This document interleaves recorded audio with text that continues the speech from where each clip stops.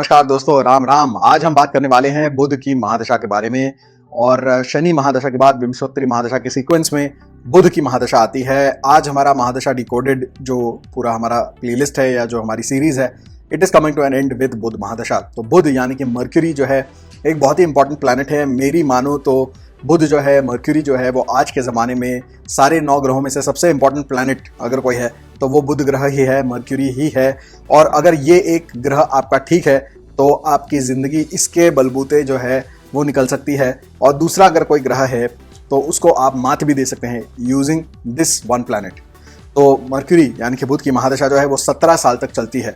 बुध एक ऐसा प्लैनेट है जो बहुत ही डिप्लोमेटिक क्वालिटीज़ देता है, और इसीलिए जो बुध ग्रह है उसको बिन पेंदे का लोटा कहा गया है, या फिर आप कह सकते हैं कि थाली का बैंगर कहा गया है, क्योंकि ये जिस तरफ हवा का रुख होता है उस तरफ चलने की फितरत जो है वो बुध ग्रह देता है।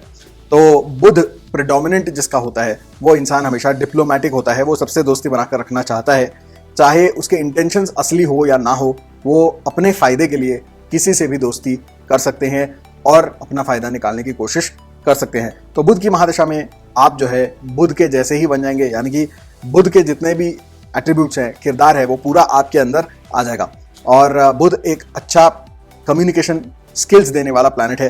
तो जब बुध की महादशा शुरू होती है और अगर आपका मर्क्यूरी वेल प्लेस्ड है लग्न कुंडली में, तो आप देखेंगे कि आपकी कम्युनिकेशन स्किल्स जो है वो फैंटास्टिक हो जाती हैं। आप अच्छे ओरेटर बन जाते हैं, आप लोगों को बहुत अच्छे तरीके से किसी भी चीज़ के बारे में कन्विंस कर सकते हैं, और आपकी मेमोरी भी बहुत अच्छी हो जाती है। मर्क्यूरी जो है गवर्न करता है मेमोरी को भी। तो जिसका मर्क्यूरी अच्छा नहीं होता वो एकेडमिक्स में भी अच्छे नहीं कर सकते, because they can not remember anything. Mathematics, calculation, ये सारी चीज़ें मर्क्यूरी के अंडर आती हैं। तो चाहे वो अकाउंट्स करना हो, चाहे मैथमेटिक्स में नंबर लाना हो, अगर मर्क्यूरी ठीक नहीं है तो आप दोनों ही नहीं कर सकते हैं। तो मर्क्यूरी जो है वो कम्युनिकेशन, कैलकुलेशन, इन सारी चीज़ों को गवर्न करता है, और इसीलिए मर्क्यूरी सबसे ताकतवर है आज के ज़माने में, because we are living in the information age. आज के ज़माने में कम्युनिकेशन और कैलकुलेशन, ये 2 चीज़ें सबसे ज़्यादा इंपॉर्टेंट होती है। और उसके अलावा सबसे इंपॉर्टेंट होता है सेल्स करना, यानी कि जो कम्युनिकेशन स्किल्स का ही एक एक्सटेंशन है कि आपके सेल्स स्किल कितने अच्छे हैं। अगर आप सेल्स नहीं कर सकते, किसी चीज़ को बेच नहीं सकते, सामने वाले को कन्विंस नहीं कर सकते, तो आज के ज़माने में आप कुछ नहीं कर सकते हैं। चाहे वो इंटरव्यू हो, चाहे अगर आप अपनी लव लाइफ की बात करें, चाहे और कुछ हो, आप किसी को कुछ कन्विंस ही नहीं कर पाएंगे तो लाइफ में क्या करेंगे आप। तो इसलिए मर्क्यूरी बहुत ज़्यादा ज़रूरी होता है। उसके साथ साथ मर्क्यूरी को अगर हम फिजिकल लेवल पे समझे तो मर्क्यूरी जो है वो ओरल हाइजीन को गवर्न करता है, दांतों को गवर्न करता है। तो अगर किसी का बुध खराब होता है तो उसे बार बार डेंटिस्ट के पास जाना पड़ता है, कैविटीज़ हो जाते हैं, रूट कैनाल करवाने पड़ते हैं, और इस तरह की चीज़ें आपके साथ हो सकती हैं। कुछ लोगों को जो है ये सारे प्रॉब्लम्स नहीं होते, लेकिन एक्सीडेंट में दांत टूट जाते हैं तो उसके लिए चले जाना पड़ता है। तो डेंटिस्ट के पास जो है आपका आवन जावन लगा रहेगा अगर बुध आपका खराब है। तो अगर बुध अच्छा है तो आप देखेंगे कि ऐसे लोगों की जो स्माइल होती है बहुत ही आकर्षक होती है, उनके दांत बहुत ब्राइट होते हैं, वेल मेंटेन्ड होते हैं, और ये लोग विशेष रूप से उसमें बहुत ज़्यादा अपना जो है डेली उनके रिचुअल्स होते हैं ओरल हाइजीन को मेंटेन करने के।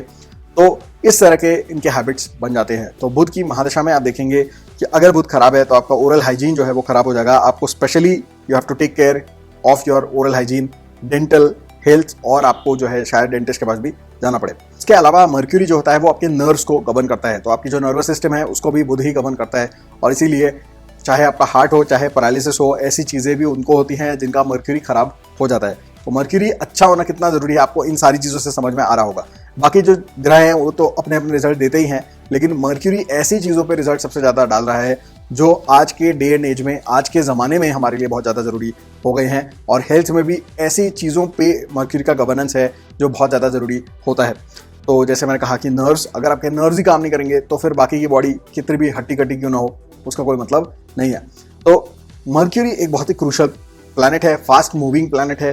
तो ट्रांजिट में भी मर्क्यूरी बार बार अपनी फितरत बदलता रहता है, क्योंकि हर 25-27 दिन में मर्क्यूरी अगली राशि में चला जाता है, फिर अपनी फितरत बदल लेता है, फिर कुछ और रिजल्ट देने शुरू कर देता है। तो मर्क्यूरी को पकड़ना जो है वो मुश्किल ही नहीं, नामुमकिन है, because Mercury is a constantly changing planet. बार बार वो अपने एट्रीब्यूट्स को भी एक तरीके से बदलता रहता है। मर्क्यूरी जिस ग्रह के साथ बैठ जाता है, अक्सर उस ग्रह के जो रिजल्ट है वो मर्क्यूरी रेप्लिकेट करना शुरू कर देता है। मर्क्यूरी की और एक खास बात यह है कि बुध ग्रह जो है वो डुप्लीकेशन करता है, यानी किसी भी चीज़ को लेके कॉपी करना, ये जो है ये बुध ग्रह की खासियत होती है। अब नॉर्मली जो है हम कॉपी करने को बुरा मानते हैं, लेकिन आज के ज़माने में जो बिजनेसेस आ रहे हैं वो सारे स्केलेबल बिजनेस होते हैं, जहाँ पर किसी भी एक चीज़ का प्रोटोटाइप बनाया जाता है, उसको देखा जाता है कि ये प्रोडक्ट मार्केट फिट है कि नहीं है, और जब वो क्लियर हो जाता है कि ये चीज़ काम कर रही है, तो उसी चीज़ को कॉपी करके हज़ारों, लाखों, करोड़ों की संख्या में उसको मैन्युफैक्चर करके बेचा जाता है। या तो एक सर्विस मॉडल बनाया जाता है जिसको प्रोडक्ट मार्केट फिट अगर मिल जाए तो फिर उसी मॉडल को हज़ारों, लाखों बार रेप्लिकेट करके उसको बेचा जाता है। तो ये जो रेप्लिकेशन है, ये एग्जैक्ट कॉपी बना रहे हैं। जैसे अगर आप फ़ोन बना रहे हैं तो फ़ोन जो होता है, स्मार्टफोन जो होता है, वो बुध ग्रह के अंडर आता है। आपका जो फ़ोन है कम्युनिकेशन डिवाइस है, सेल्स डिवाइस है, सेल्स टूल है, तो ये सारी चीज़ें करता है, कैलकुलेशन भी करता है, मैसेजेस भेजना, ईमेल्स भेजना, व्हाट्सएप भेजना, चाहे कुछ भी हो, तो ये सारी चीज़ें, इन्फॉर्मेशन जो है आप कैरी करते हैं अपने फ़ोन में, और ये फ़ोन ही बुध ग्रह को रिप्रेजेंट करता है। और इसीलिए आप देखेंगे कि जिनका बुध खराब होता है, अक्सर आप देखेंगे कि जिनका बुध ग्रह खराब होता है उनके फ़ोन चोरी हो जाते हैं, टूट जाते हैं, उनकी कांच जो है वो टूटी हुई रहती है, क्रैक्ड रहती है, या उनका कवर खराब होता है, फ़ोन बार बार गिराते रहते हैं। तो ऐसे जो लोग होते हैं, ये इनको समझ लेना चाहिए कि इनका जो बुध है वो खराब है। और जिनका बुध अच्छा होता है, आप देखेंगे इनके पास हमेशा ब्रांडेड फ़ोन होंगे, नए फ़ोन होंगे, वेल मेंटेन फ़ोन होंगे, उसके लिए अच्छा सा कवर लगा होगा, और बिल्कुल ख्याल रखेंगे उस चीज़ का वो लोग। तो अपना जो फ़ोन है उसको आप अगर अच्छे तरीके से मेंटेन करते हैं तो आप समझ लीजिए कि ये भी एक बुध की रेमेडी है। ऐसा भी समझ सकते हैं कि कॉन्टैक्ट्स जो है वो बिल्कुल ठीक से आपने सेग्रीगेट करके रखे हैं, आपके मैसेजेस जो है बिल्कुल सेग्रीगेट करके रखे हैं, जो भी जंक है वो बार बार क्लियर होता रहता है, जो भी उसमें कचरा है, आपका फ़ोन, वीडियो, ये वो एक्यूमुलेट होता रहता है, वो सारा निकाल के फेंकना बहुत ज़रूरी होता है।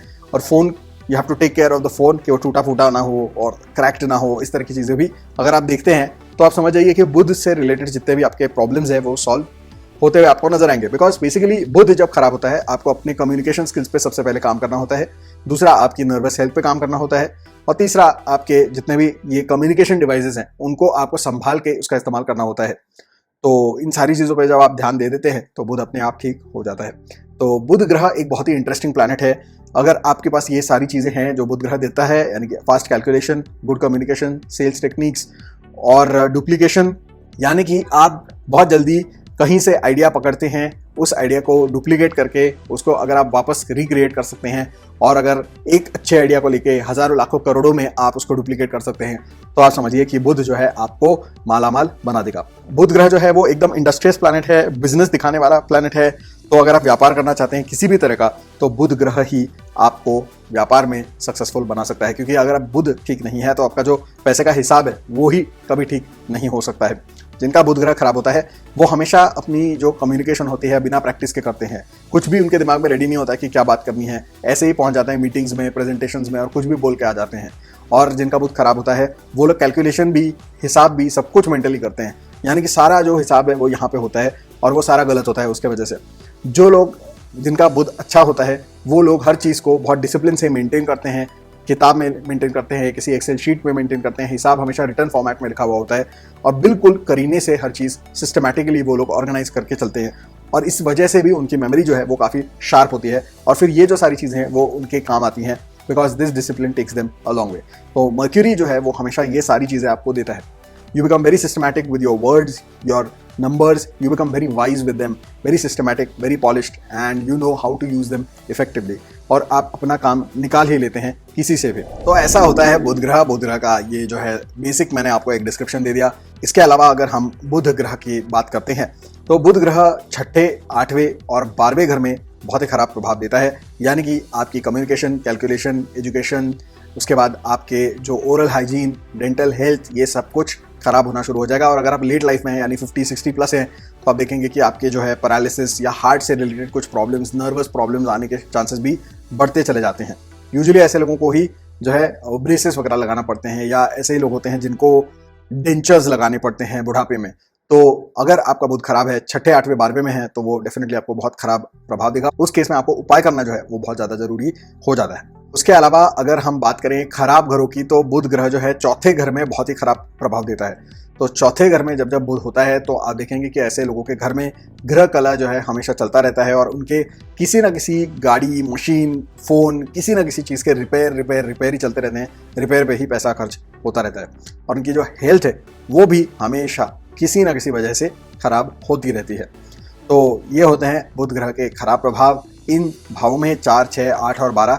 चलिए जानते हैं कौन सी राशियां हैं वो जहां पर बुध ग्रह अच्छे और बुरे प्रभाव देता है। अगर बुध ग्रह आपकी कुंडली में दूसरे, तीसरे, 6ठे या 9वें घर में है तो आपको बहुत अच्छे प्रभाव यहाँ पर वो देता है। आपकी एजुकेशन हो और ये सारी चीज़ें जो मैंने आपको बताई, चाहे वो सेल्स हो, मार्केटिंग हो, कम्युनिकेशन स्किल्स हो, किसी को जो है किसी को पटाना हो और अगर आपको किसी को भी इम्प्रेस करना हो तो ये सारी चीज़ें आपके लिए पॉसिबल हो जाती हैं। आपके पैसे कभी फंसते नहीं, आप वसूली करने में बहुत माहिर हो जाते हैं, आपका हिसाब किताब बहुत तेज़ होता है और आप बहुत अच्छे तरीके से बिजनेस मैनेज कर सकते हैं किसी भी तरह का, और ट्रैवल वगैरह भी बहुत करते हैं, ट्रैवल में भी बहुत ज़्यादा उनको सक्सेस मिलता है। तो ये सारी चीज़ें होते हैं जब बुध होता है आपकी कुंडली में 2nd, 3rd, 6th या 9th हाउस में।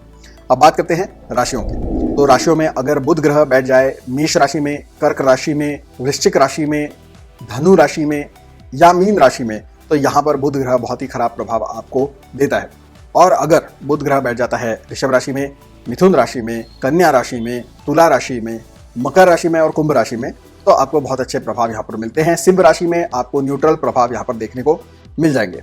यहाँ पर बहुत सारे लोग ये भी पूछते हैं कि बुधादित्य योग क्या होता है, बुध आदित्य योग। बहुत सारे लोग इसके बारे में बात करते हैं कि ये बुध आदित्य योग जो है वो राजयोग होता है वगैरह वगैरह, लेकिन ऐसा कुछ भी नहीं होता है। बिकॉज बुध आदित्य योग का मतलब होता है कि बुध और सूर्य जब कंजंक्शन में है, यानी कि एक घर में बैठे हैं, तो उसको बुधादित्य योग कहा जाएगा। और अगर हम आसमान में देखते हैं तो सूर्य, बुध और शुक्र, ये 3 ग्रह हमेशा एक साथ और पास पास में ही हमको नजर आएंगे। उसका रीजन ये है कि बुध और शुक्र जो है वो सूर्य के बहुत पास में चक्कर लगा रहे हैं, और यूजुअली इसीलिए सूर्य, बुध और शुक्र ये 3 ग्रह जो हैं वो हमेशा 1, 2, 3 घर के फासले से एक दूसरे के आसपास ही नजर आते हैं कुंडली में। तो बुधादित्य योग बनने के चांसेस जो है वो बहुत हाई होते हैं। बहुत सारे लोगों को बुधादित्य योग होता है, लेकिन आप देखेंगे कि ज्यादातर लोगों के केसेस में बुधादित्य योग वर्क नहीं करता है। इनफैक्ट बुधादित्य योग वालों के केस में ही आप देखेंगे कि उनको डेंटल प्रॉब्लम भी है, ओरल हाइजीन के प्रॉब्लम भी है, कैलकुलेशन में जो है लगे पड़े हैं, और कम्युनिकेशन बिल्कुल खराब है, और इनसे ना पढ़ाई ठीक से होती है, ना कोई चीज़ बेचने को ठीक से होती है, ना किसी को पटा सकते हैं, ना इंप्रेस कर सकते हैं, कुछ भी नहीं कर सकते हैं। बिजनेस तो करना दूर की बात है, जॉब भी नहीं टिकती है इनकी। तो ऐसी हालत होती है बहुत सारे लोगों की जिनका बुध आदित्य योग होता है। बिकॉज इंपॉर्टेंट बात यह है कि ये बुध आदित्य योग हुआ कहाँ पे। अगर वो 6ठे, 8वें या 12वें घर में हुआ है तो बुधादित्य योग तो वो कहलाएगा ही नहीं, क्योंकि 6ठे, 8वें, 12वें में बुध आपको खराब ही रिजल्ट देने वाला है। ओके, चौथे में भी अगर बुधादित्य योग है, किसी काम का नहीं है, वहां पे वो खराब ही रिजल्ट आपको देने वाला है। तो बुधादित्य योग बहुत कम लोगों के केस में काम करता है। वो तब काम करता है जब वो सही डिस्टेंस पे बैठा हो, यानी कि सूर्य और बुध अगर एक दूसरे से सही डिस्टेंस पे बैठे हो तो हम कह सकते हैं कि ये बुधादित्य योग बन रहा है। तो बुधादित्य योग के चक्कर में आपको ज्यादा नहीं पड़ना चाहिए। अगर हम उच्च और नीच की बात करें तो उच्च राशि बुध के लिए होती है कन्या राशि, यानी कि उसकी खुद की राशि है कन्या राशि।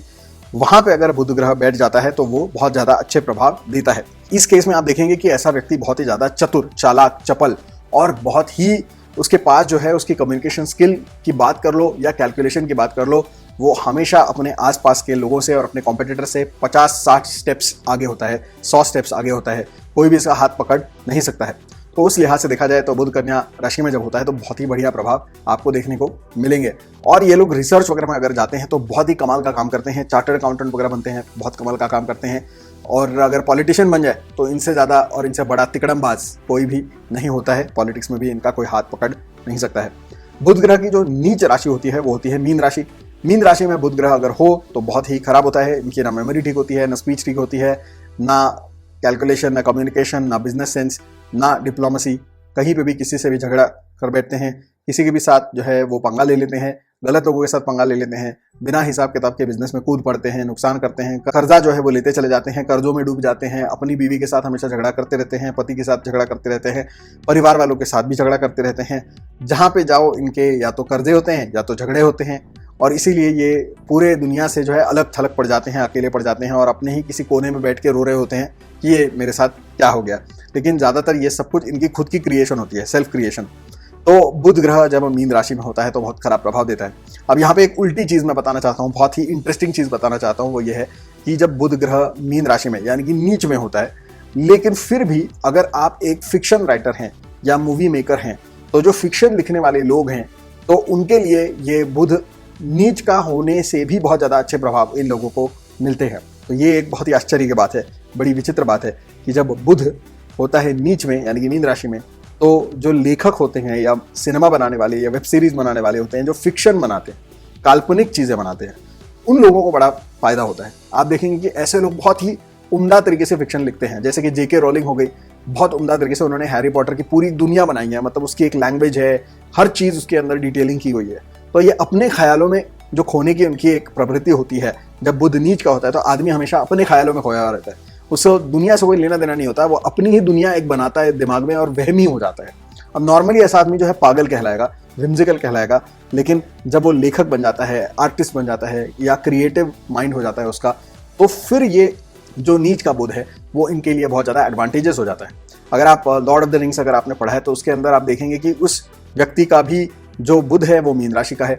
वो आदमी, उसकी क्रिएटिविटी की लेवल देखो कि उसने उस लॉर्ड ऑफ द रिंग्स की पूरी दुनिया बनाई, उसकी पूरा उसका मैप बनाया, उसके लैंग्वेज बनाए, उसके यहाँ तक उन्होंने भगवान भी उसके अंदर बनाए, फिर क्रिएशन स्टोरी भी बनाई कि भाई बिल्कुल मतलब ऐसे लिखा उन्होंने Lord of the Rings as if कोई पुराण लिखा हो कि भाई ये ऐसे भगवान होते हैं, म्यूजिकल नोट से भगवान होते हैं, उन म्यूजिकल नोट से अलग अलग जो क्रीचर्स बनते हैं, फिर उनसे ये होता है, फिर उनसे वो होता है, फिर ये 3-4 लोग हैं वगैरह वगैरह वगैरह। तो इतनी क्रिएटिविटी जो है वो ये बुध नीच का होता है तब देता है, और वो आपको जो है पूरी दुनिया में फेमस कर सकता है, बहुत अमीर बना सकता है। तो ये एक एक्सेप्शनल केस है बुध जब नीच होता है तब। इसमें और एक विचित्र बात ये भी है कि बुध जब नीच का होता है मीन राशि में तो अक्सर इन लोगों की जो है शादी पहली वाली जो होती है वो टिकती नहीं है। यूजुअली इन लोगों का क्या होता है कि इनकी जो है दूसरी या तीसरी शादी भी हो जाती है, तो पहली शादी के वक्त बिल्कुल इनकी जो शादी भी फेल हो जाती है और ये भी फेल हो जाते हैं, करियर भी फेल हो जाता है। लेकिन इनकी दूसरी या तीसरी जो शादी होती है उसमें जाकर ये अचानक से फेमस हो जाते हैं, अचानक से रिकग्निशन मिलता है और अचानक से इनका जो है स्काई रॉकेटिंग परफॉर्मेंस देना शुरू कर देते हैं। तो ये भी एक बड़ी विचित्र बात है कि जब बुध नीच का होता है तो वो इस तरह का कुछ अजीब सा योग बनाता है, मतलब डिवोर्स भी करा रहा है, फाइनेंस भी दे रहा है, कुछ क्षेत्रों में बहुत अच्छे फल दे रहा है, बाकी क्षेत्रों में बिल्कुल फेल कर रहा है आपको। तो इस तरह के अजीब से योग यहाँ पर बनते हुए नजर आते हैं। तो बुध जब नीच होता है बड़ा इंटरेस्टिंग रिजल्ट देता है। तो ये एक मैं चीज आपको बताना चाहता हूँ। अगर हम बुध की दृष्टियों की बात करें तो बुध सिर्फ एक ही दृष्टि देता है, यानी कि 7वीं दृष्टि देता है। जहां बुध बैठा है वहां से 7वें घर पे बुध अपनी दृष्टि डालता है, दैट्स इट। इसके अलावा कोई दृष्टि बुध नहीं डालता है, और जहां भी बुध ग्रह अपनी दृष्टि डालेगा वहां पे वो डुप्लीकेशन क्रिएट करेगा। तो अगर वो शादी के भाव में अगर ऐसे दृष्टि डाले 7वीं दृष्टि, तो ऐसा जो व्यक्ति होता है वो एक वक्त पे दो उसके गर्लफ्रेंड, दो बॉयफ्रेंड, या फिर जो है शादियां भी मल्टीपल हो जाएं, तो एक्स्ट्रा मैरिटल अफेयर वगैरह होने के चांसेस भी ज़्यादा होते हैं। तो जो बुध है उसकी दृष्टि कुछ घरों पे सही प्रभाव देती है, कुछ घरों पे नेगेटिव प्रभाव देती है। इन शॉर्ट बुध ग्रह क्या देगा? डुप्लीकेशन देगा, जो भी सामने है उसको डुप्लीकेट कर देगा, यानी कि एक और जोड़ी क्रिएट कर देगा। अब आपको लॉजिक लगाना है कि ये कहाँ पे काम करेगा और कहाँ काम नहीं करेगा। अगर वो फाइनेंस के घर पे देख रहा है तो फाइनेंसेस डुप्लीकेट हो जाएंगे, यानी कि बढ़ जाएंगे। अगर आपके इन्वेस्टमेंट के घर को दे रहा है तो आपके इन्वेस्टमेंट्स बढ़ जाएंगे। अगर आपके घर के यानी कि 4th हाउस को देख रहा है, जहाँ पे घर वाहन दिखा जाता है, तो वो मल्टीप्लाई हो जाएगा। अगर आपके हायर एजुकेशन के घर को दिख रहा है तो आपकी हायर एजुकेशन जो है बढ़ जाएगी। आपका प्रोफेशन अगर दिख रहा है तो प्रोफेशन आपका बढ़ता नजर आएगा। लेकिन यही चीज़ अगर वो रिश्तों में देखे, या खर्चे के घर को देखे, या कर्जे के घर को देखे, यानी कि 6ठे, 8वें या 12वें घर को अगर बुध 7वीं दृष्टि से देखे तो वो उसको भी मल्टीप्लाई कर देगा। तो खर्चा भी डबल हो जाएगा, आपका जो डेट है वो भी डबल हो जाएगा, आपका जो मेंटल ट्रॉमा है वो भी डबल हो जाएगा। तो हर चीज डबल करता है बुध। जुपिटर और बुध आपको थोड़ा सा सिमिलर लग रहा होगा सुनने में, लेकिन दोनों में फर्क है। जुपिटर मल्टीप्लाई करता है, मल्टीप्लाई का मतलब है वो 1, 2, 3, 4, 5, 6, 100 कितना भी कर सकता है। मल्टीप्लाई मतलब बहुत ज्यादा। बुध जो है वो डुप्लीकेट करता है, यानी कि वो एक अगर कोई चीज है तो उसको और एक बना देगा, दैट्स इट। वो क्लोन करता है, क्लोन करने के बाद उसके बाद वो उससे ज्यादा आपको नहीं देने वाला है। तो चलिए अब हम बात करते हैं बुध की महादशा में अलग अलग जो अंतरदशाएं हैं वो कैसा प्रभाव आपको देती हैं। तो सबसे पहले जो आती है वो है बुध की अंतरदशा। बुध की महादशा में बुध की अंतरदशा जो है वो एक न्यूट्रल प्रभाव देती है, सामान्य प्रभाव देती है। बहुत कोई एक्स्ट्राऑर्डिनरी अच्छी बुरी चीजें यहाँ पर होती हुई नजर नहीं आती हैं। उसके बाद में अगर हम देखते हैं तो आती है केतु की अंतरदशा, जो कि अच्छी नहीं होती है, नेगेटिव प्रभाव देती है। उसके बाद हम देखते हैं कि केतु की अंतरदशा आती है जो कि नेगेटिव होती है, अच्छे प्रभाव नहीं देती है। फिर आती है शुक्र की अंतरदशा जो बहुत ही अच्छी होती है, उसमें आपको मटेरियली, रिलेशनशिप वाइज बहुत अच्छे आपको अपॉर्चुनिटीज मिलते हैं, बहुत अच्छा फायदा होता है। सूर्य की आती है अंतरदशा उसके बाद में जो होती है अगेन न्यूट्रल, यानी कि कुछ अच्छी चीज़ें कुछ खराब चीज़ें, यानी कि आप कह सकते हैं 50-50 होता है। उसके बाद आती है चंद्र की अंतरदशा जो होती है नेगेटिव, यहाँ पे खराब प्रभाव मिलते हैं, स्पेशली हेल्थ से रिलेटेड बहुत खराब प्रभाव मिलते हैं। उसके बाद आती है मंगल की अंतरदशा जो कि बहुत ही खराब होती है। यहाँ पे आपको लिटिगेशन, पुलिस मैटर्स और डिस्प्यूट्स, आर्ग्यूमेंट्स, झगड़े, ये सारे से जो है बहुत ज़्यादा दिक्कत होती है। उसके बाद आते हैं राहु अंतरदशा। राहु अंतरदशा यहाँ पे सरप्राइजिंगली बहुत अच्छे प्रभाव देती है। तो मर्क्यूरी में जब राहु आए तो बहुत ज़्यादा आपको अच्छा प्रभाव देगा, क्योंकि मर्क्यूरी पहले ही बहुत चतुर और चालाक होता है, राहु जो है वो और भी उसमें चालाकी ऐड कर देता है। उसके बाद आती है गुरु की अंतरदशा। गुरु की अंतरदशा नेगेटिव होती है, अच्छे प्रभाव नहीं देती है। उसके बाद आती है शनि की अंतरदशा। शनि की अंतरदशा बहुत अच्छी होती है। तो ऑल इन ऑल अगर हम देखते हैं तो आप देखेंगे कि बुध की महादशा में बुध की अंतरदशा, सूर्य की अंतरदशा जो है वो सामान्य होती है, न्यूट्रल होती है, 50-50 होती है। अगर हम बात करते हैं शुक्र की अंतर्दशा, शनि की अंतर्दशा, तो आपको बहुत ही बढ़िया रिजल्ट्स यहाँ पर देखने को मिलते हैं और राहु की अंतर्दशा में भी सरप्राइजिंगली अच्छे रिजल्ट्स देखने को मिलते हैं। अगर हम बात करते हैं चंद्र की अंतर्दशा, गुरु की अंतर्दशा और मंगल की अंतर्दशा, तो ये बहुत खराब प्रभाव देते हैं। तो ये एक ओवरव्यू है कि आपकी बुध की महादशा और अलग अलग अंतर्दशाएं किस तरह से आपको प्रभाव दे सकती हैं। तो चलिए बात करते हैं उपायों की। प्रैक्टिकल उपाय ये होंगे कि आपकी जो कम्युनिकेशन स्किल है उसके ऊपर आपको ज़्यादा काम करना चाहिए। जब आप बात करें तो आपके जो वर्ड्स हैं बहुत वाइजली आपको चूज करने चाहिए कि कहाँ पे किस तरह किससे कितनी बात करनी है, किस शब्द में बात करनी है, किस टोन में बात करनी है, और या तो बात नहीं करनी है, किस चीज़ को सीक्रेट रखना है। ये सारी जो चीज़ें हैं इसके बारे में ढंग से गहराई से सोचो, प्लानिंग करो, सोच समझ के बोलो। यही एक सबसे बड़ी जो है एक आप कह सकते हैं कि बहुत बड़ी एक रेमेडी है फॉर बुध। तो मर्क्यूरी जब खराब होता है तो सोच समझ के बोलो, बहुत केयरफुली बोलो, सोच सोच कर बोलो, पहली चीज़। दूसरी चीज़, अगर आप कोई प्लान्स बनाते हैं तो मेंटली मत बनाओ, जो भी बनाने हैं उसको डेडलाइन के साथ बनाओ और उसको लिख लिख कर प्लान बनाओ।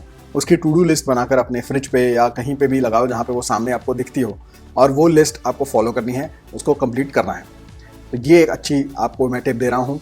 उसके बाद आता है हिसाब। हिसाब कभी भी मेंटली मत करो, लिख लिख कर हिसाब करो। ये भी बहुत इंपॉर्टेंट होता है, बिकॉज जिनका बुध खराब होता है उनको ये सारी गलत आदतें होती हैं और बुलक्कड़ होते हैं। इसलिए मैंने कहा कि टू डू लिस्ट बनाओ, नहीं तो आप सारे काम भूलते चले जाएंगे। प्लान बढ़िया बनाएंगे, हिसाब बढ़िया करेंगे, योजनाएं बहुत बनाएंगे, लेकिन याद ही कुछ नहीं रहेगा तो काम कैसे करोगे। तो इसलिए ये सारी चीज़ों को रिकॉर्ड करना बहुत ज़रूरी होता है। तो बुध ग्रह जिनका खराब होता है उनको रेमेडी ये है कि सब कुछ सिस्टमैटिकली रिकॉर्ड करो, सामने रखो, ताकि तुम भूलो नहीं, और सिस्टमैटिकली जो तुमने प्लान बनाया है उसको फॉलो करो, और जो हिसाब तुमने बनाया है, लिखा है, उसको ठीक से एनालाइज करो। एवरी वीक या एवरी मंथ आपके बिजनेस या आपकी ज़रूरत के हिसाब से आप इसको कैलिब्रेट कर सकते हैं, लेकिन इसको सिस्टमैटिकली लिख लिख कर करना बहुत ज़्यादा ज़रूरी होता है।